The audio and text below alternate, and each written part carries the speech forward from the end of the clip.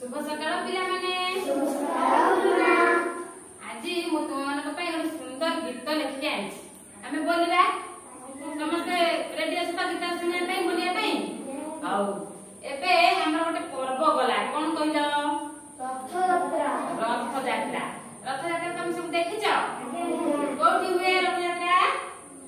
पुरी रे हुए पुरी नुहे कि हमर ओडिसा बहुत बड़ यात्रा सेटा नुहे कि बहुत लोक सेठी जाती पुरी को नुहे कि हां तीनटा रथ राय हला को ठाकुरंगर कोन रथ समझ जानिछ हमें गीतटा पढला परे हम जानि पाइबा बुझि पारलो अच्छा मुझे सुंदर गीतटी को अभिनय करी बोली सला पर तुमको बुझे देनी हला हम सब अभिनय करिबा आ गीतटी को आवृत्ति करिबा बुझिला।